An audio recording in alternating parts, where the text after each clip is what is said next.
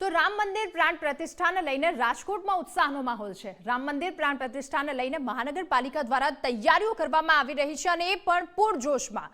કિસાનપરા ચોકમાં ભગવાન શ્રીરામનું પેઇન્ટિંગ બનાવાયું। ચિત્રકારોએ ભગવાન શ્રીરામનું અયોધ્યા મંદિર ખંડાર્યું છે અને 4 ચિત્રકારોએ 24 કલાકના સમયમાં આ અદ્ભુત પેઇન્ટિંગ ચિતર્યું છે।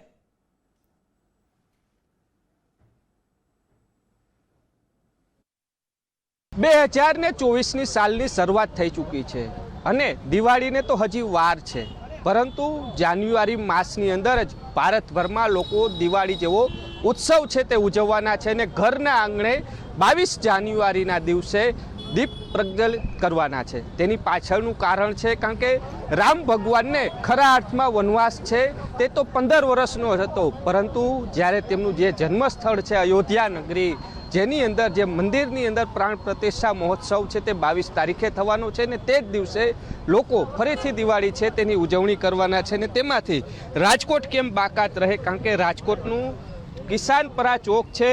આમ તો ચિત્રનગરી તરફથી અનેક સ્થળો ઉપર અવનવા ચિત્રો છે, પેઇન્ટિંગો તૈયાર કરવામાં આવ્યા છે, પરંતુ અયોધ્યામાં જે ભગવાન રામની પ્રાણ પ્રતિષ્ઠા મહોત્સવ છે તેની પ્રતિકૃતિ રૂપે રાજકોટના કિસાનપરા ચોકની અંદર કલાકારો દ્વારા જે અયોધ્યામાં જે રામ મંદિરનું નિર્માણ થયું છે તે જ પ્રતિકૃતિ છે તે તૈયાર કરવામાં આવી છે। તો સાથે અવનવા કટ્સ છે તે પણ તૈયાર કરવામાં છે। ભગવાન શ્રી રામના ચિત્રો છે તે પણ તૈયાર કરવામાં આવ્યા છે। કલાકારો છે છેલ્લા 2 દિવસથી આ કામગીરી છે તે કરતા નજરે આવી રહ્યા છે। આપણે તેઓની સાથે વાત કરશું, કારણ કે આ કલાકારો દ્વારા ગત દિવસથી આ તૈયાર છે તે કરવામાં આવતા હતા। તેઓની સાથે વાત કરીએ। શું નામ છે આપનું ખાસ? તો મારું નામ છે વિક્રમ ઠાકર। વિક્રમભાઈ, જે આ તૈયાર કરવામાં આવો છો, શું આખી આ પ્રતિકૃતિ તૈયાર થઈ રહી છે ને ખાસ કયા કયા ચિત્રો આપ દોડવાના છો?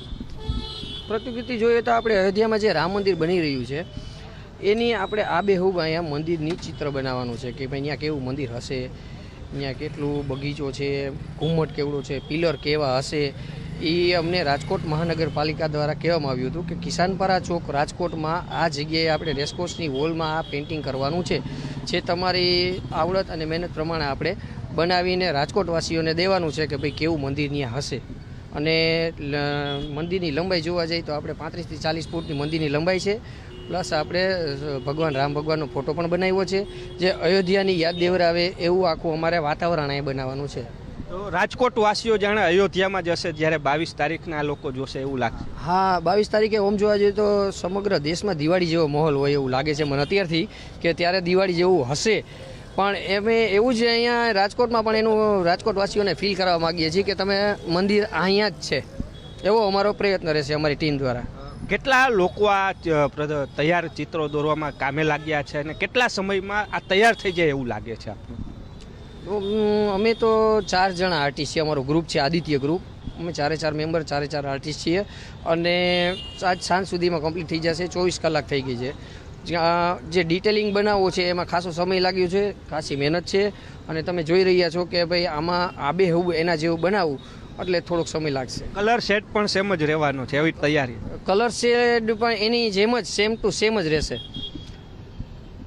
ખાસ જે રીતના દ્રશ્યો જોઈ શકાય છે, જે અયોધ્યામાં જે રામ મંદિર જે નિર્માણ થઈ રહ્યું છે તે જ નિર્માણ છે તે કરવામાં આવી રહ્યું છે। ખાસ જે રીતના હું દ્રશ્યો બતાવવા માંગીશ, જે આખું જે મોબાઈલની અંદર જે રીતના જે અયોધ્યામાં જે રામ મંદિર છે તેનું દ્રશ્ય રાખવામાં આવ્યું છે ને તેના ઉપરથી જ આખી આ જે રાજકોટના કિસાનપરા ચોકની અંદર જે મંદિર છે તેની જે ચિત્ર છે તે દોરવામાં આવ્યું છે। સાથે જ સાથે રામ ભગવાન છે તેનું ચિત્ર છે તે પણ છે તે દોરવામાં આવ્યું છે। એટલે કહી શકાય કે જે રીતના અત્યારે અયોધ્યા નગરી જે રંગે રંગાઈ રહી છે, પરંતુ દેશ પણ કેમ બાકાત રહે તેના કારણે રાજકોટ શહેરની અંદર પણ કિસાનપરા ચોકની અંદર પણ રાજકોટવાસીઓને જાણે અયોધ્યાના અનુભવ થાય તે માટે રાજકોટ મહાનગરપાલિકા દ્વારા અને ચિત્રનગરીને જે કહી શકાય કલાકારો છે તેના દ્વારા હાલ પ્રતિકૃતિઓ છે તે તૈયાર કરવામાં આવી રહી છે।